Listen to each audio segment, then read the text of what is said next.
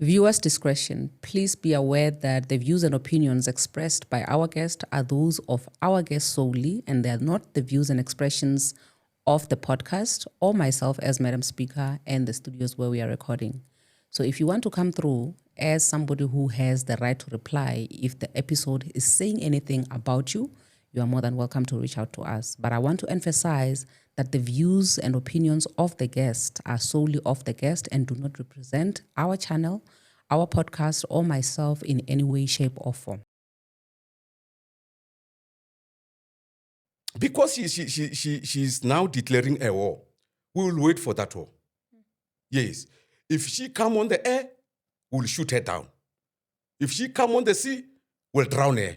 If she come on land, we'll destroy her. She must know that. The incident that has happened prior, or the riot, before her family's incident, is what triggered her and her family to collaborate with the apartheid regime. Most of the people are hurt, too much hurt, when they see that interview. Welcome to the Safe Space Chess Podcast with Madam Speaker. My name is Perseverance Maremeni, also known as Madam Speaker, also known as the CEO of Self-Love. If you're joining for the first time, welcome to the family of healing, self-love, and motivation. And if you're returning, thank you so much for the continuous love and support that you are showing us. Now, Bazalwani, we always mention that on this podcast, the views and opinions that are expressed by the guest are solely of the guest. And also, if something has been said that you feel like you want to come and share your side of the story, you're more than welcome to do that. So today's episode is all about that. There's a couple of, I think 1 or 2 episodes ago, there was a family which came here and they were sharing a story of their own experience, which I'm going to put a small clip. But the other family is here today with us, and they also want to share their own side of the story. How are you, sir? Fine, thanks. And you, ma'am? I'm fine, thank you. Please introduce yourself to the viewers at home. My name is Maemela. Yes, from Ga Maupa village. But here in Johannesburg, I'm residing in Roodepoort. Okay. Yes. So welcome. You reached out to us after you saw an episode that we aired from the Maake family. Yeah, it's true. Yes, and you said that you wanted to come and share your own part about that story. Exactly. Yes, so maybe you can just take us through the parts which you want to share. Firstly, I want to tell the whole South Africa and the world that a Maake family, especially the lady called Lala, came here to peddle lies about my family and also about what has happened in 1985. Yes. So according to your knowledge, based on the information that they have shared, what is the accurate information? The accurate information is that those people were not murderers.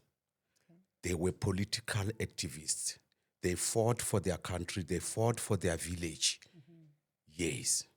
So in terms of what the Maake family has been sharing regarding what happened to their grandfather and their uncle, was there any involvement, according to your knowledge, with the 2 activists who were being celebrated? Yeah, let me clarify that once and for all.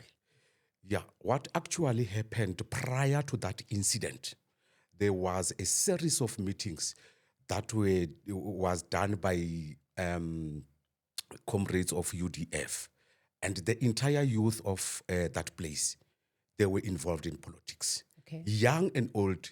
When I'm saying young, old as from 10 years and above, they were there. Okay. You see, because what actually triggered for the community to do what they have done, it is because that lady who was here with his family, Lala, was an apartheid askari. She was an apartheid agent. She was doing a lot of lists. Every meeting she was doing a list and take it to her family, to her grandfather, in fact, so that her grandfather can able to give that particular information to the apartheid police. And many meetings were intercepted by the apartheid police. And later on, the people of that place, they didn't have any option but to do what they've done, because they've realized that lady was an apartheid askari, and also her grandfather was an apartheid askari. that triggered the community to do what they have done. Okay. Yes. So in terms of what you are calling an apartheid esker, what do they do? Do they take information and give it to the apartheid government? Yes, they were taking the information to the apartheid police. What kind of information? We used to actually at that place, we were gathering and planning to boycott the shops of the apartheid regime. Okay. And also, there was a meetings that was held where she was schooling at Kiala High School. Even my uncle was schooling there. Okay. She used to take that information to the apartheid police. Okay. Yes, it is what triggered what has happened in 1985 to her family. Yes. And I'm quite surprised when she says so, when she talk about the death of her granddad and also her uncle, because she was not there. She ran for his life and take cover because she knew what she was doing. If there was anything wrong, why did she ran away? And why did she fled the place in the first place? She must answer those questions to the public of South Africa and the world, because we knew her as an apartheid askari. It was not only these two people who have done that. There was many, more than 50 were arrested on that time because of her. And some of them, she ruined their lives. You see, they never go back to school. You see, and some of them suffered a lot in jail because of her and her family. So, what I can tell the public right now, on the 21st of July, 2 days after we have done the reburial, there was a leaked information from their family's group WhatsApp. Part or members of her family gave those WhatsApp VNs, WhatsApp voice notes to our family, so that we can listen and hear what that lady is saying. She started to recruit her family to fight against us. And I've got those VNs on my phone. And I can share to the world. I don't mind to do that. Because she's the one who has started what has happened. She's the cause of the problem, in fact, in 1985. And she still wants to cause another problem after 39 years. Where I'm worried, because where was she the whole 39 years? She came after she saw that we are going to do the reburial. She's opening an old wounds. Many people were arrested there. And when they see that interview that was done with you here, many people are getting cross. That is why they are answering him on TikTok and on other social media platforms. So that is the problem that she's starting to create right now. Yes. I don't know who is collaborating with her, because apartheid is only finished on paper, but practically still existing. Maybe there is some other people who are working with that lady. Yeah, because we are not going to blame the whole family. We have got these voice notes from my own family, from my own sisters, from the same mother, and other family members. They told us that if it was not her, their grandfather and uncle, they should have now living. You see? And they cannot trust her. And whatever she's saying, they are not supporting her. Yes. Papa, during that interview with her, because remember the only reference that we have is her and the cousin, what they shared on the platform. Yeah. So she did mention that during that time, she was the only person who was attending cases before they were sentenced to life in prison. To death, not life. Okay. Because death. According to her, I don't know if you watched the whole thing, because she did mention that they were not hung. We have got a proof that they were hanged. I've got a proof of photos on my phone right now, and I will share with you. Our family was called by the MPTT, a missing person task team, which is the organ of NPA, the National Prosecuting Authority. They are working together with the Department of Justice and Constitutional Development. Our families, the two families, the family of Matsipane and the family of Mawasha, were called on the 6th of March this year, 2025. They were in Kosi Mampuru prison, formerly known as maximum prison, to come and see how their family members has died. You see, they've taken us to the gallows. They've shown us the two families how those people lived, and the torturing rooms, everything. We have showed them. So I was quite surprised because that information was left by the apartheid government, not the current government. Yes, we were surprised to hear that when she says that those people were just ill, they became ill and die. How can they become ill at the very same time and die at the very same date? Oh, okay. According to the evidence that you have, they were hung on the same day. Yes, on the 5th of December, 1986, all of them. And there is plenty of those people. Their photos are displayed, or they were displayed on the wall of that prison. And because that prison is now an apartheid museum, she's on liberty to go there and see for herself. No one is going to convince her. Yeah, if she wants the real truth, she must go to apartheid architects like your Andren Flock, your PW board. They will give you the real information, because we cannot dispute what has actually written or what is actually left by the apartheid government. We were not there. We don't know everything. And because on this VNs, she's saying the government has honored those people. The government is going to build those families' houses, and they are going to issue bursaries. We didn't ask for those things as the two families. What we were looking for, or what we wanted by that time, it was the remains of those people. Because this process of getting those people started in 1996 when there was a TRC commission. My brother, David Gab, wrote to a TRC commission. It's whereby we knew that those people were hanged. All along, we were telling ourselves that those people are still living. You thought they were still in prison? Yes.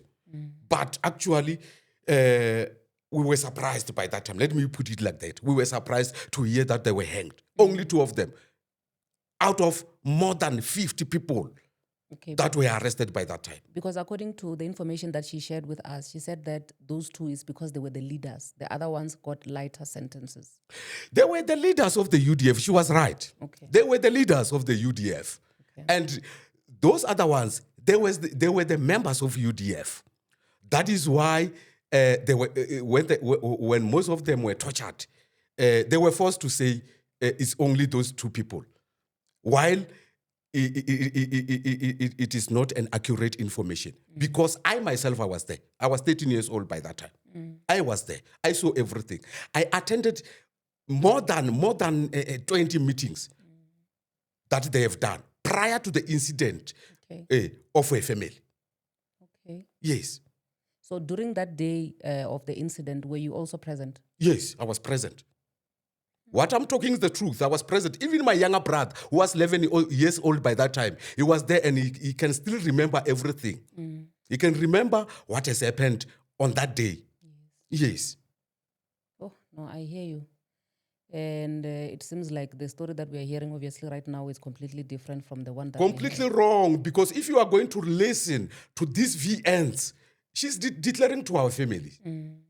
You see, she's declaring war to our families, the way she's saying. And if you listen them very carefully, she's talking about jealousy. There is jealousy that she's saying. Yes. If she wants bursaries, if she wants those houses, let her go to the government. and tell them that she was an apartheid agent. Maybe they will help her. Maybe they will give these houses to her. That is none of our business because we didn't request those things. And we didn't request the government to come and bury those comrades. If they were given us the remains of those people and say, go and bury these remains, with a home heart, we were going to do that without any hesitation because we wanted the closure. You see, to see their remains so that we can perform the traditional ceremonies if we want to perform. We are the black people. Yes. And when we are saying, in fact, let me put it like that. When I was interviewed by the SABC on that day, I said, we have now have a closure. They didn't understand the word closure. They are saying, I'm saying we are celebrating. How can you celebrate your family's death?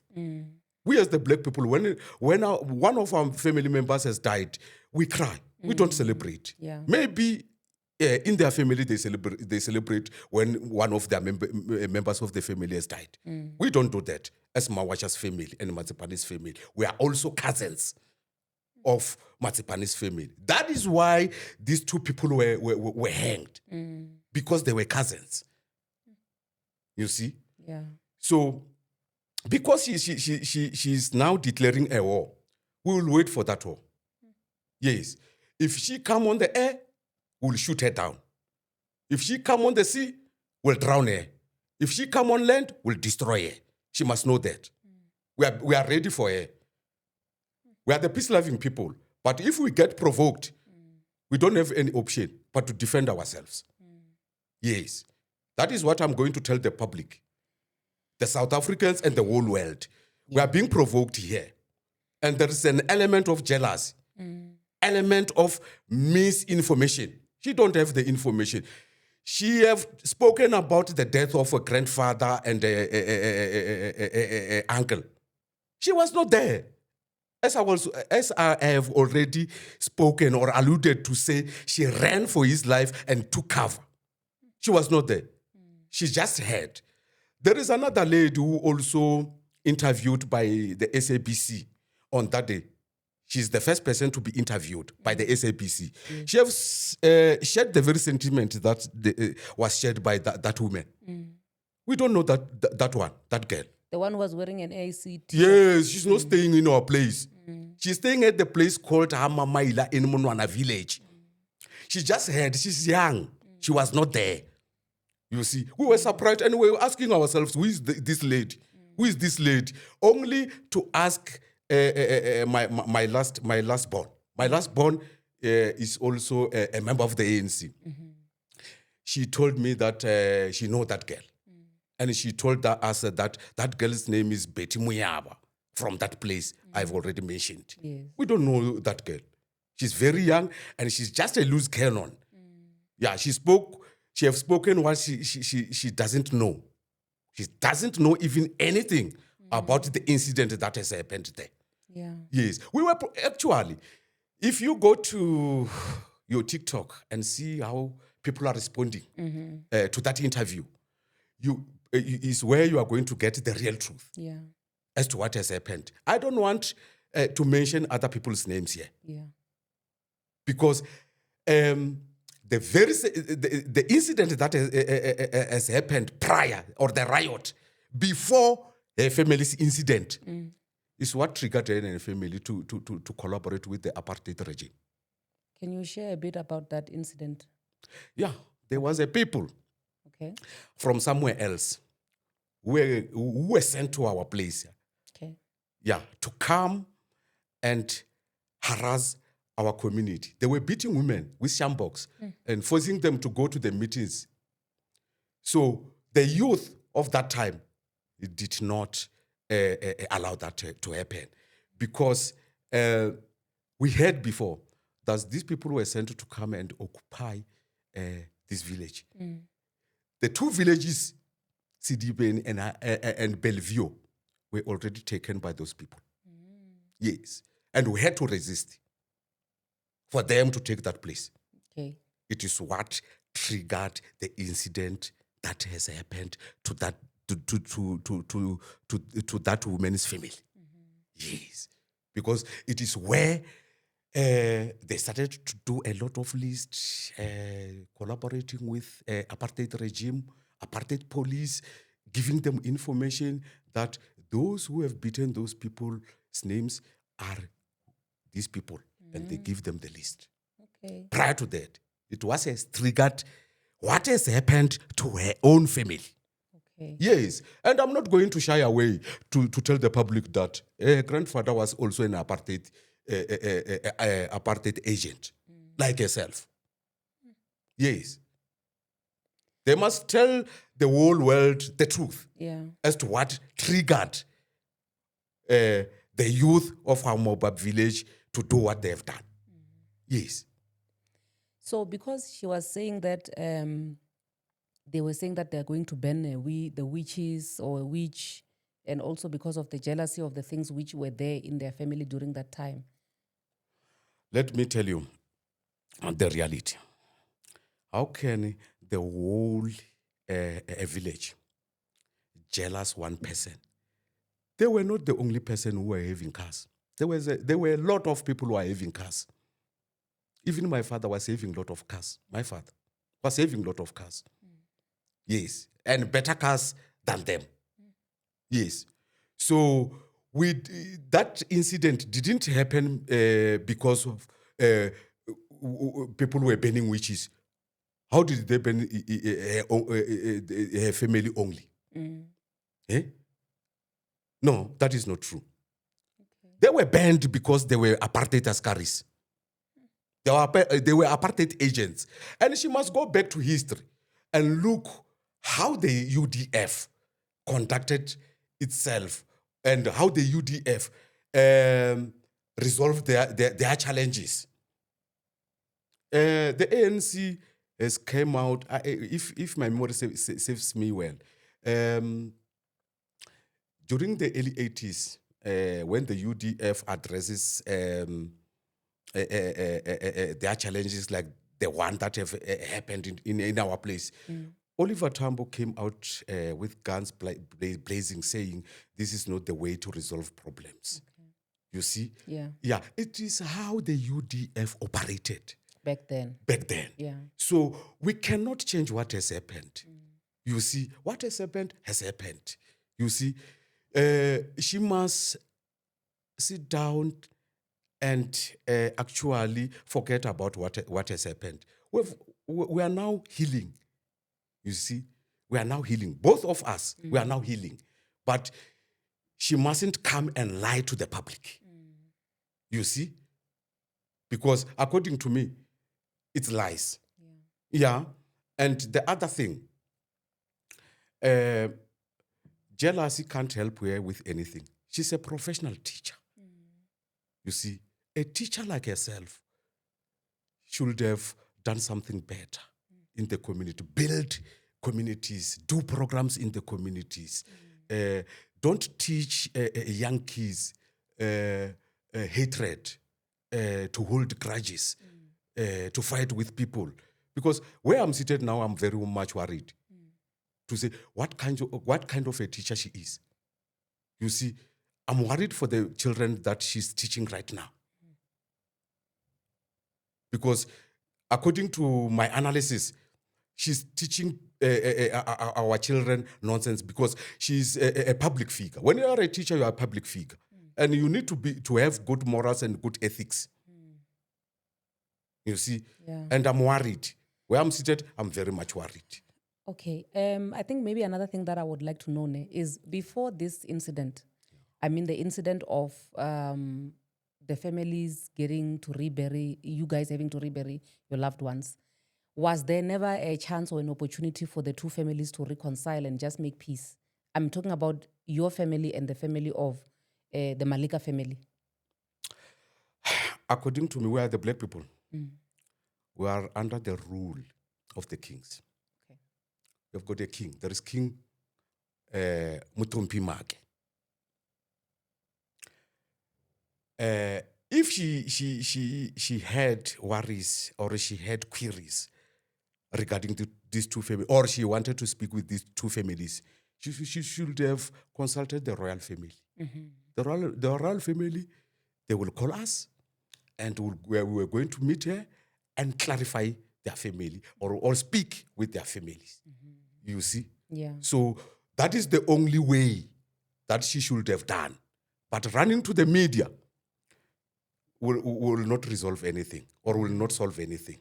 Okay, but what I mean is before the burial, I get before the SABC came and the ANC, the two families, there was never a chance where you... No, because the government was changing dates. Okay. The government was changing the dates, and we were sure about the reburial on the week of the 19th. Prior to the 19th is where we were sure, really sure, that our remains loved ones are coming. Okay. We were sure. We were not sure all along. That is why I said these people should have been exhumed on the 6th of March, 2025. We were there at Pretoria, at Mamelodi Cemetery. Yes, to try to exhume those remains. But because it was rainy season, then water started to come up. And we were told that they will put another date during the winter time, so that maybe water will be going. It will be already going down. Yes, by that time. So that is why we got our remains on July. You see, so she knew that those remains will come.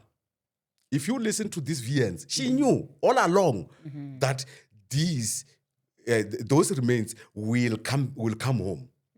If she was a right person, she should. If she was a right person, she should have maybe try other avenues to speak with us or to speak with these two families, because she knew.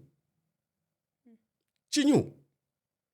But to our surprise, she just ran to the media without even speaking with us and come here and lie to the whole world. And you guys on your side, you didn't expect any retaliation from them because you thought, since they knew that they are apartheid agents and they knew how things are being done during that time, they're not supposed to hold any grudges or anything like that. Yeah, because some of her family members were there at the funeral, at the reburial, They were there. She was the only person who was not there. That is why I'm saying she's the one who is declaring war, not her family. She's the one who is declaring war against us. Her family is not even supporting her. They are saying they are not supporting her because if she was not her actions, their family members should have been alive right now. It's what they've told us when they give me these VNs. Yes. Do you mind sharing the VNs with us? No, I'm going to share everything with you, even the pictures, because she says, or she said that those people became ill and they actually died in prison. Yes. They were hanged, those people, and they are not alone. Most of them, even if you can go to that apartheid museum, you'll see the photos of those who were killed by the apartheid government are being displayed on the wall there. Yeah. You see. So we cannot change what is written by the apartheid government. That one, she must accept it.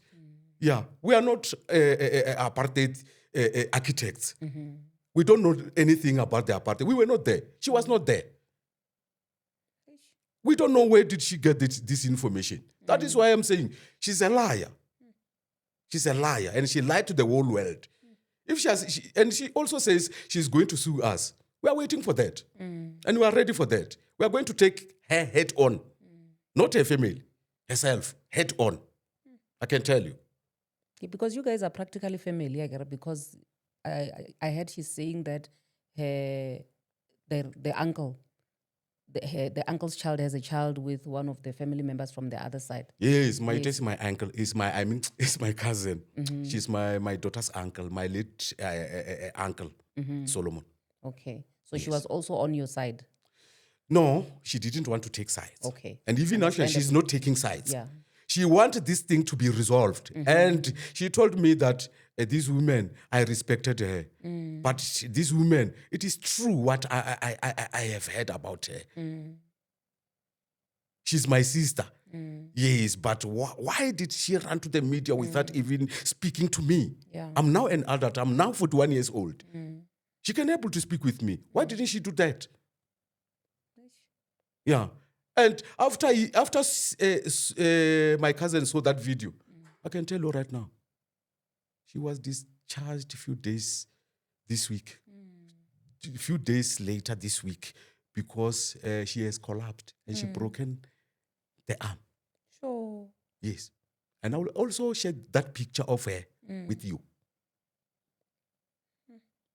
You see what this lady is causing, is doing. Really, she's hating people. Yeah. Yeah. And lastly, what I want to say, all the people, even those who were acquitted and those who have served their sentences, when I see them, I see the heroes. When I see them, I see the freedom fighters. And I love them. Because they fought for justice, they fought for freedom, they fought for everyone, they fought for generations and generations to come. They fought for the future. We, as Mawasha and Matsepane family, will always respect them. Yes. Yeah. And we appreciate what they have done. I'm not talking about this incident. I'm talking about sacrificing their time, sacrificing their blood, and sacrificing everything in their lives, their education, and otherwise. Because if I recall, most of the people that were arrested were the players of Amatai First 11. Okay. I'm not talking about the ladies. The ladies were supporters of that team. And most of those comrades, they were marvelous to watch. They should have played for Pirates, Chiefs, Sundowns, big teams. Yes. You see, I cannot only talk about education. They were talented, those guys. They should have been far with life. Yeah. Now, most of the people are hurt, too much hurt, when they see that interview she have done sometimes last week. Yes. Yeah, to say our children didn't get a luxury that she got in the first place. She was outside when our children are suffering in jails. She enjoyed everything outside, you see. And now she's coming out, firing all cylinders, pretending to be a saint, while she was an apartheid agent. You see? Yeah. She's opening the old wounds to those parents and those people. Yeah. She must refrain from that one. She must refrain from what she's doing, in fact. We don't hate her, but we hate what she's doing. Yeah. Yeah. And if she wants us, then we'll be ready for her. We are not cowards. Yeah. But we are the peace-loving people. And she's blaming the ANC. If you may check. The ANC knew what to do. And they know what to do. Yeah. The MPTT, the Missing Person Task Team, it is their what we call processes. The Minister of Justice and Constitutional Development, she has done what she's supposed to do as the minister. So they mustn't be worried about what she have said. They must know wherever they are that person was an apartheid askar. She was an apartheid agent. Yeah, and I'm not going to back down on that. Yeah. Even if she can take me everywhere, court everywhere, I'm going to speak the very same thing. Because even on these VNs, she's telling her family that she was the one who was doing lists not list. Lists. How many lists have she done? Because as these two families, we knew and we didn't tell anyone because people were not going to trust us when we tell them that this person was an apartheid agent. Every meeting, our uncle, the late our uncle, who died in maximum prison, Manko Bani Mawash, used to tell us this about this lady. That this lady, that lady, I mean, she was spying her from the school. She was spying her. I mean, she was spying him from the school. She was spying him everywhere, wherever he is. You see? Sure. Yeah, no. Because I think on the episode, she did say that the only time that she was writing a list was when she was writing a list of people who came to her home on that day. That is lies. How did she saw those people? Because when people approach a grandfather's yard, she ran for his life, for her life, and took cover. How did she saw those people? You cannot see many people at the very same time. No, that is lies. It was not the first list, that one. There was many lists before that list. Many lists before that list. Yeah. The public must know that. There was many lists. That is why I said earlier on that some of those meetings, that those were held by those comrades, were intercepted by apartheid police. How did they know that those people were going to have meetings on which date? Because we are far away from police stations. Far away from police stations. When we saw the car of a grandfather, later on we'll see the police vans coming. Yes. If a grandfather passes, after some few minutes, few hours, we'll see the police van coming, come to intercept those meetings. That was not the first list. There were several lists before that list. She must come clean, come to the public and tell the public what is the truth. This is lies. What she said is lies. Yeah.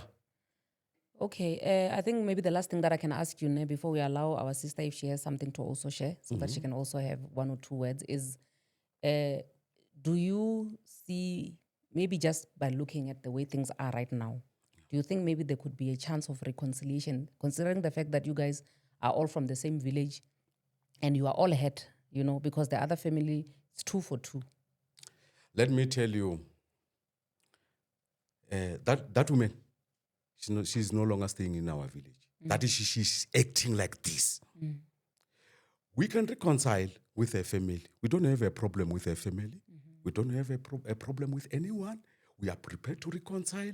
We are prepared to speak with them if they approach us. Okay. Yeah, we don't have any problem with them. Yeah, she's doing what she has done simply because she's no longer staying there. That is the problem. And also, before we wrap up here, we as Mawasha's family and the people of our Maupa village, we thank the government for helping us to get those remains. From the President, Minister of Constitutional and Development, MEC of Justice, Honorable Ntombi Mikwe, MPTT, Missing Person Tax Team, the NPA, and other stakeholders from the government for helping us to get these remains. We are not looking for what she's saying, because I, for one, when I'm a community builder. Yes, I've got an NPO where we are assisting our community with meals. 2 times a day. We are giving them meals. We are giving out sanitary towels. We are giving out school shoes. It's what she must do. Not to go and hold grudges. We need to help each other. We just have the chance to live now. We must do good things. Yeah. Yeah. No, That is the only thing that she must think about. She's a teacher. We have seen a teacher a day before yesterday, an innovator. We have done a robot. Yeah. Yeah, for sure, even yourself, you have seen that. Yes. The robot called Iris, an assistant teacher. Yes. You see?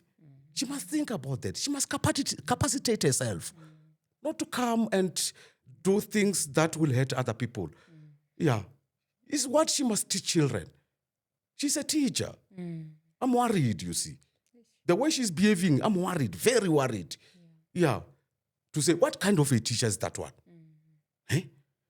Exposing yourself to the public, telling the public that you were an apartheid agent. To me, she's a factory fault. That is the last word that I can say. Well, thank you so much, sir, for sharing your story and also, just reaching out so that you can also share your part, because what you are sharing with us, we were never going to know if you didn't reach out to want to share your side of the story. So thank you very much. Thanks a lot. Thanks a lot. You broke down the interview that we had previously, and you shared your own side. And I think that's the most important thing. That is the reality. That is what has happened. I cannot come here to lie to the public. This is the real truth. And by lying, which means I'm lying, which means our family is lying. And the other family will be lying. Because I'm representing the two families when I'm here. So I never even programmed to come and talk what I'm talking. Because I had her on the interview, on the VNs, that leaked from her own family, saying I was programmed. I was not there. I don't know anything. If she wants to interview me, she can come. And I will tell her what has happened from the first meeting until to the last meeting. And I know the agenda of the first meeting prior to the incident that has occurred on their side. I can tell you the whole agenda. Because those people were fighting for freedom. Yeah. She's worried about that they were honored. That is the processes of the government. We've got nothing to do with that. Yeah. And I still feel that even those who are still living can be honored because they fought for freedom and they fought for that village. You see? Yeah, that is my wish, that one day maybe the government can hear my cries and honor them. That is the only thing that I can say. We thank you so much, Papa, for sharing your story. It's quite straightforward, Do you have social media? Do you have, if people want to reach out to you for whatever reason, maybe even because even the people of the government, they watch our podcast sometimes, you see. Yes. So they might want to reach out to you for all the other things that you are saying that you wish to see happening. On the only social media that I have currently is a WhatsApp. Okay. I'm not on Facebook. I'm not on TikTok. Okay. Yes. All right. Yeah. So you will share the I'm going to share my numbers. Okay. Everyone who wants to speak, even herself, if she wants to speak with me, I'm ready. Okay. Then I will speak with her, and with respect. Yes, I'm not going to fight her because she said what she said on the media platform. No. I'm going to share everything with her. I'm going to speak with her. I'm going to clarify her. Okay. Yes. No, we appreciate you coming to share your story, and also for me, more than anything, my desire is that the two families eventually they sit down and reconcile and resolve everything, because I believe that everybody deserves the healing going forward, and also for us, like I had said even in the beginning, that we will never be a platform that deprives people to share their stories, because as a podcast, we have to always be in the center to say what you are sharing with us, we take it as it is. What she's sharing, we take it as it is. What we can do is just to give a platform for people to share their story so that it can reach the masses. That is true. You see, if you can check 39 years, it's a long time. Yeah.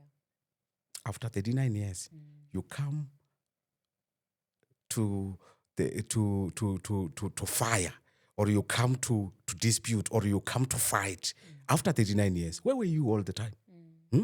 You should have spoken long time ago, telling people what has happened, so that even if you come to the media then people will understand you. Because maybe many people, and even our families, we should have maybe spoken before with their family and herself. So I'm taking what a family has told us to say she's doing this because she's no longer staying at our village. Yeah, and she's creating a problem for them because they are staying there. What about the rest of the community when they see those things? What is the reaction? As people who are not the same. You see? Yeah. Some of them, maybe they're still having grudges with her. But as for us, we are on the process of healing right now. And we are not holding grudges with anyone. You see, our uncle and his cousin, they fought for everyone. Fought for freedom. Fought for justice. You see? Yeah. But we are not going to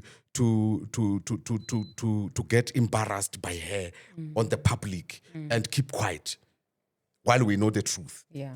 We are here to tell the whole world what is the truth. Yeah. You see? So I think one day that time will come for her to be on sober senses. So that if she feels to come to us, we are ready for her. We'll speak with her. We'll clarify her. Maybe she will be satisfied. I don't know. No, Mr. Maemela, thank you so much for coming through to share your story. And my sister also there, even though you couldn't say anything, just for supporting him to share the story. We really appreciate you guys coming through. To the viewers at home, please do leave a comment in the comment section and tell us what you think about this episode of today. If also you are coming from Ga Maupa village and the neighboring villages and you have any information whatsoever, or you just want to, share with us in more of what you know about these stories, please do share with us. And we will see each other on the comment section. Thank you so much for joining in. We shall see you on the flip side. I love you. God bless you. Mwah.